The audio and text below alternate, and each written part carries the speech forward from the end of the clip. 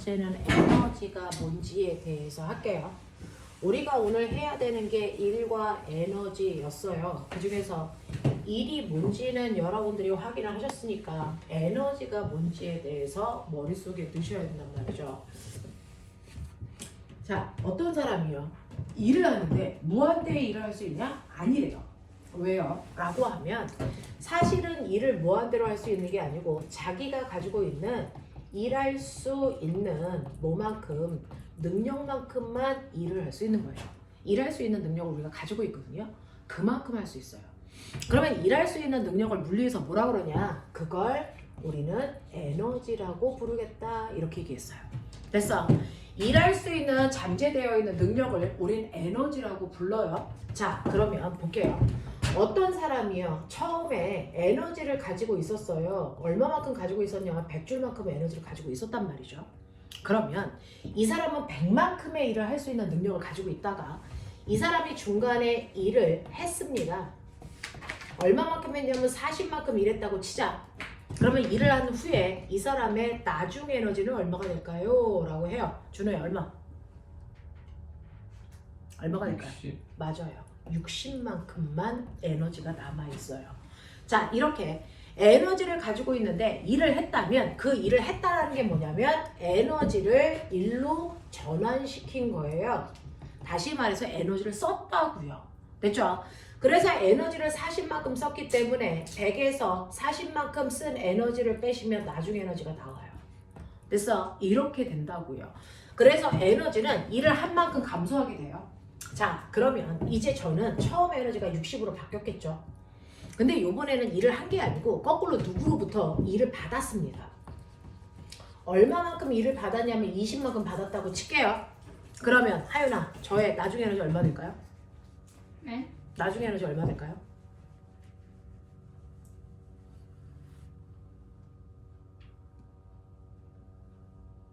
얼마 될까요? 처음 에너지가 60 있었어요. 근데 제가 일을 20만큼 누구한테 받았어요. 그럼 저의 나중 에너지 얼마 될까요? 8? 네, 80 됩니다. 됐어. 이런 식으로요. 처음 에너지가 60 있었는데 그 중에서 20만큼의 일을 받은 거는 됐어. 저의 에너지를 증가시키는 양입니다.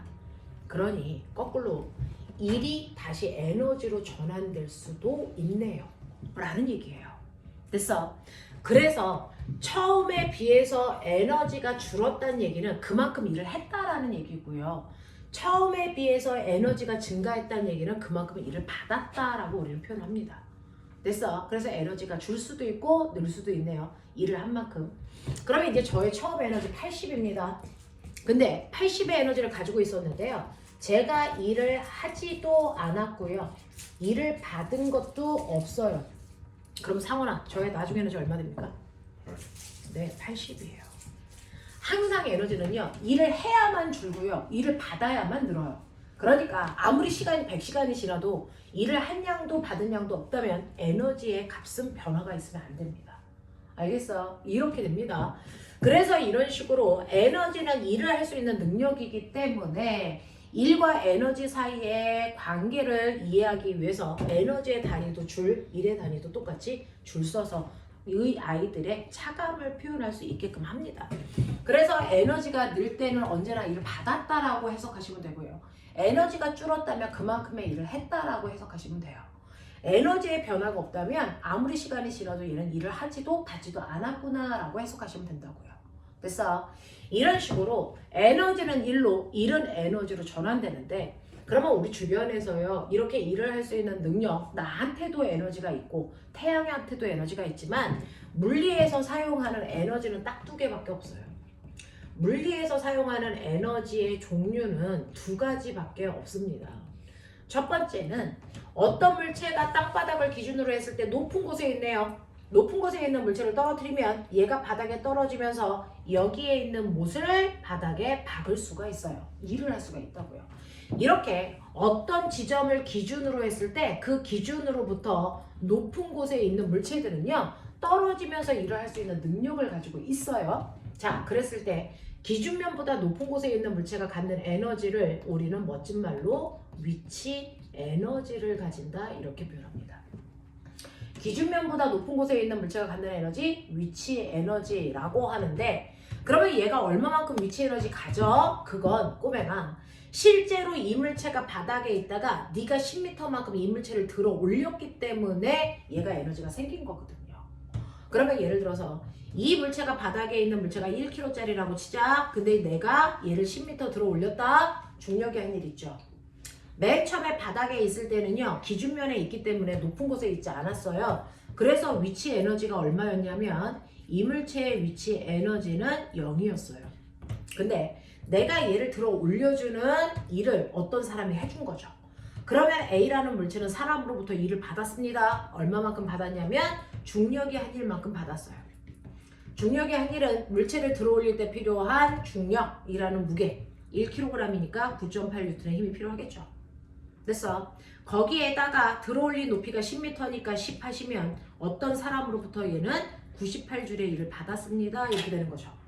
그 98줄의 일을 받아서 여기에 올라가게 됐어요. 자, 그러면 일을 98만큼 받았으니까 얘 나중 에너지 얼마입니까? 라고 하면 나중 에너지 1 받은 0만큼 생기죠. 98줄이에요. 이렇게 됩니다. 됐죠? 근데 여기에 올라가서 생긴 에너지가 뭐예요? 기준면보다 높은 곳에 있게 되니까 위치 에너지 생겼어요. 그래서 위치 에너지 구하는 식은요. 물체를 들어 올리는 중력의 한일을 구하는 식이랑 똑같아요. 됐어. 들어 올리는 중력의 한일을 했기 때문에 그 높이에서 위치 에너지를 가질 수 있어서 이 물체의 위치 에너지는요. 물체의 질량에다가 그거를 들어 올릴 때 필요한 무게로 바꾸려면 9.8을 항상 곱했잖아요. 그래서 9.8 곱하기 질량 곱하기 들어 올린 높이 이렇게 하시면 물체의 위치 에너지가 나와요. 되겠어? 그래서 얘는 1kg이니까 질량은 1kg인데 1kg당 9.8N의 힘을 사용한다 했으니까 9.8을 곱한 거고요.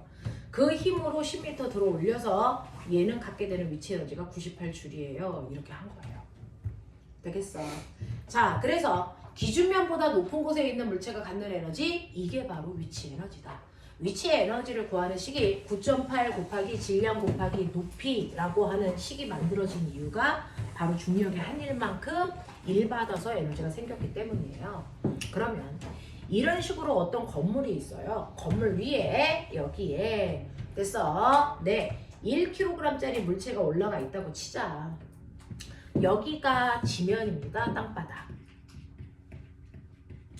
됐어. 여기가 1층이겠죠. 2층 3층, 여기가 옥상 이렇게 표현해 볼게요. 한 층당 높이는 2m라고 놓을게요. 그러면 이 물체의 위치 에너지가 얼마입니까? 이거 물어보고 싶어. 자, 그럼 선생님 보세요. 선생님은 지금 위치 에너지 있게 없게? 있어요? 있어요? 없어요? 라고 고민을 하는 이유가 뭐냐면요. 사실은 내가 높은 곳에 있냐 없냐를 판단하려면 뭐가 필요해요? 뭐보다 높은 곳이다 라고 하는 기준을 줬어야 돼요. 그쵸? 만약에 저기 세서울 프라자 밑에 있는 땅바닥을 기준으로 하면 저는 5층 높이에 있기 때문에 위치 에너지 있는 게 다 자명한 거죠. 근데 교탁을 기준으로 하면은 저는 교탁에 붙어 있어요. 그쵸? 그래서 교탁으로부터의 높이는 0이란 말이죠. 그럼 위치 에너지 없겠죠. 그러니까 반드시 기준을 알아야 여기에 있는 1kg짜리 물체의 위치 에너지가 있다 없다를 판단할 수 있을 뿐만 아니라 얼마 있다를 계산할 수 있어요. 그 중에서요. 여러분들이 보시는 1층이라고 하는 지면을 기준으로 할 때 위치 에너지가 얼마냐라고 하는 기준을 지면으로 놓을 때 위치 에너지는 됐죠? 9.8 곱하기 1kg 곱하기 자 지면을 기준으로 떠 있는 높이가 6m니까 요만큼 위치 에너지가 있어요. 됐죠?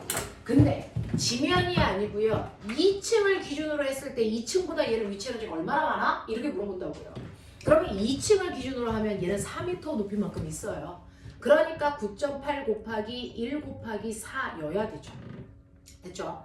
3층을 기준으로 했을 때 위치 에너지 얼마니? 9.8 곱하기 1 곱하기 3층을 기준으로 했을 때는 2m만 높은 곳에 있어요.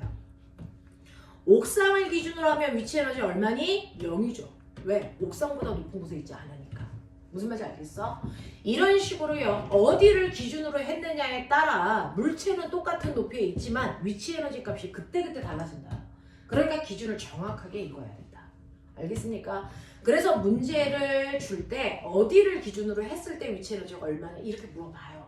그러니까 기준을 정확하게 읽고 그 기준으로부터 높이가 얼마냐를 재셔야 된다.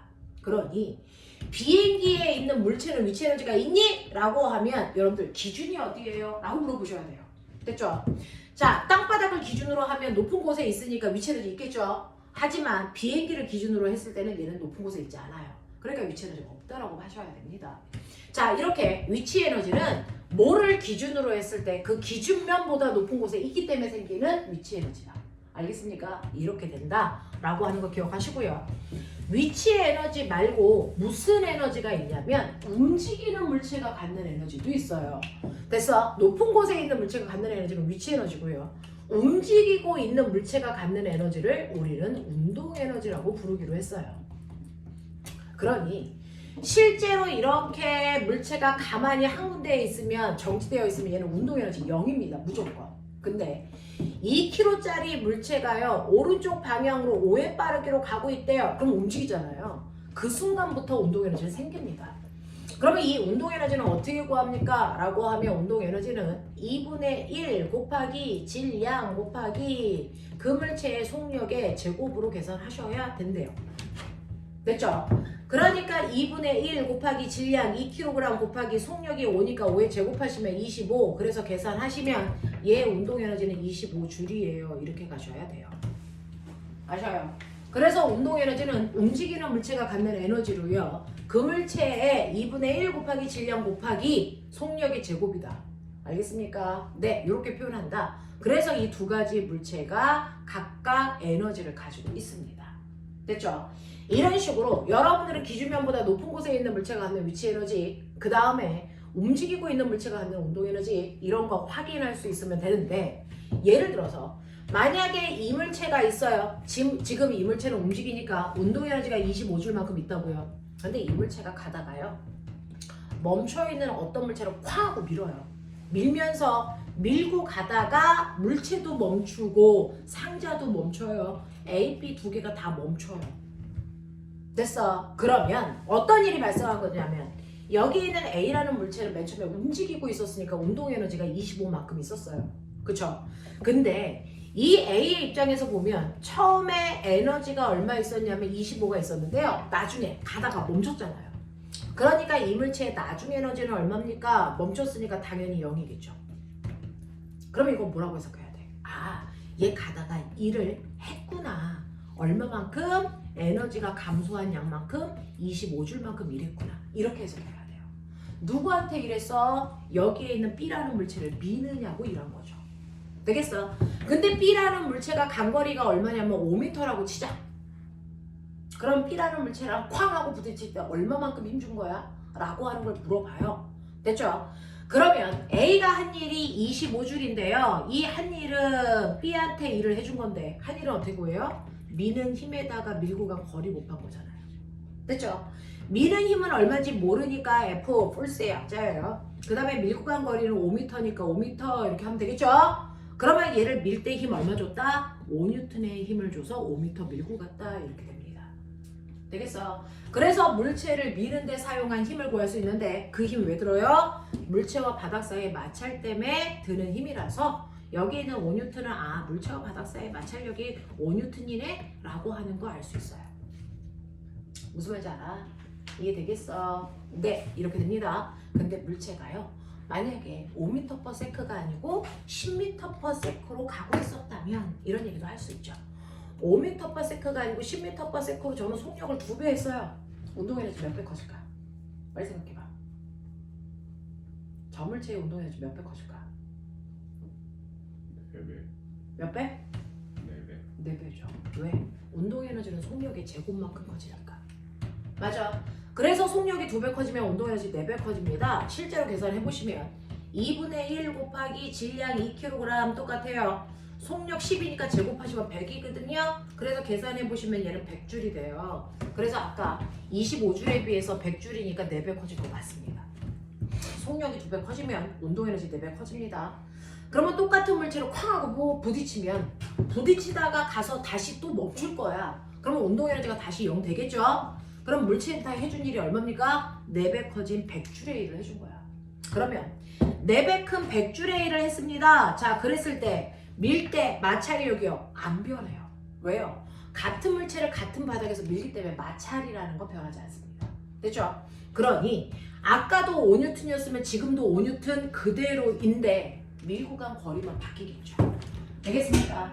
밀고 간 거리는 여러분들이 보시면 5에다 얼마 곱해야 돼요? 20m 곱해야 100 나오겠죠? 그러니 운동 에너지가 4배 커지면 같은 물체를 밀 때 이동한 거리만 4배 커져요. 왜? 마찰력은 변하는 게 아니니까. 이해돼? 이해돼? 어떤 경우에도 마찰력은 안 변합니다. 같은 물체를 같은 바닥에서 밀고 갈 때. 알겠어요? 그러니 운동 에너지가 커진 만큼 밀고 가는 거리만 늘어나는 거죠. 마찰력은 변한 거 없다. 운동 에너지가 4배 커지면 밀고 갈 수 있는 거리 4배 커지고요. 운동 에너지가 10배 커지면 밀고 가는 거리도 10배 커져. 알겠습니까? 이렇게 된다고요. 이렇게 된다고요. 그래서 위치 에너지와 운동 에너지에 대한 얘기 머릿속에 넣으셔야 되는데 문제 잠깐만 볼게요. 여러분들이 가지고 있는 에너지에 해당되는 내용이 114페이지입니다. 114페이지에 위치 에너지와 운동 에너지가 불러불러 나와 있어요. 됐죠? 자, 그 중에서 너네가 가지고 있는 6번부터 10번까지요. 115페이지 됐죠? 5문제만 풀어볼게요. 이게 이해가 되는지 보죠.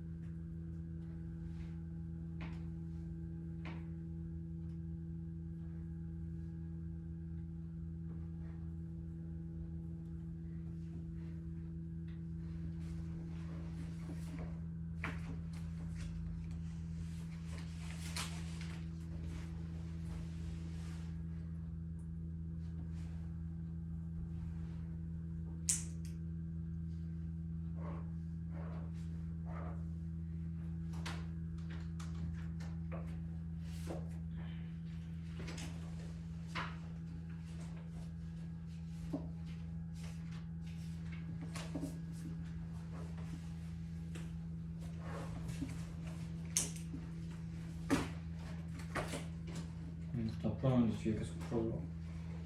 네, 잠깐 볼게요. 자, 문제 다 푸셨어요. 채점도 하셨어요.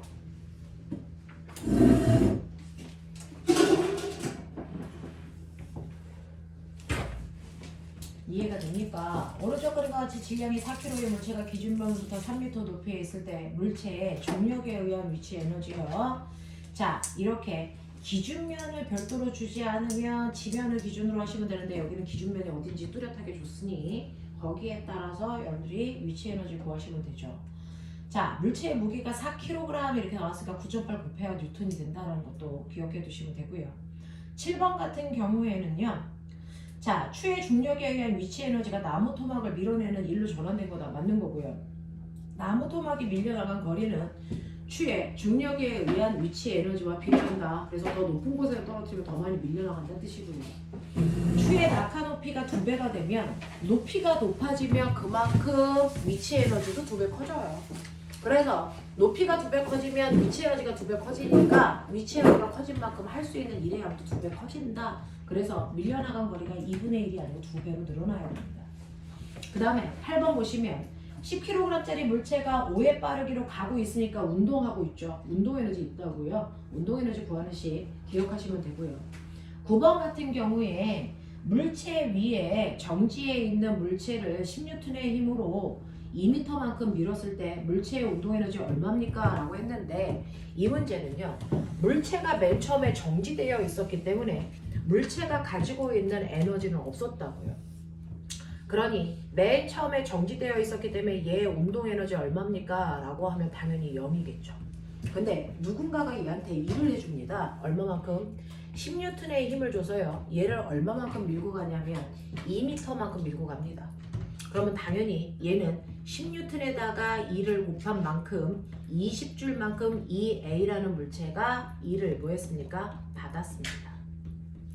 그러면 2를 20만큼 받았으니 이 물체의 나중 에너지는 얼마가 됩니까? 나중 에너지는 20이 되겠죠. 근데 밀고 가고 있었으니까 얘가 속력이 붙어 이 20만큼이 바로 물체의 운동 에너지가 돼요. 이런 얘기예요. 자, 그러면 운동 에너지를 어떻게 구한다 그랬냐면 여기에서 2분의 1 곱하기 질량 곱하기 속력의 제곱이라고 했어요.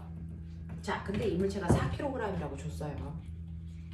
그러니 2분의 1 곱하기 4 곱하기 속력의 제곱 그게 얼마 나와야 돼? 20 나와야 돼.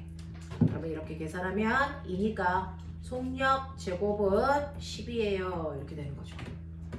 됐죠? 자, 그래서 속력은 얼마니? 라고 나중에 속력을 물어보면 속력은 루트 10이에요. 여기까지 끌고 갈 수 있어야 돼요. 됐죠? 물론 여기서 운동 에너지가 20이라는 것만 물어봤지만.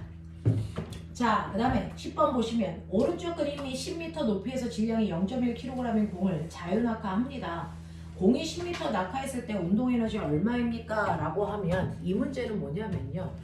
실제로 에너지는 일을 하는데 쓰지만 사실은 에너지들 사이에서 서로 바뀌는 전환도 일어나요.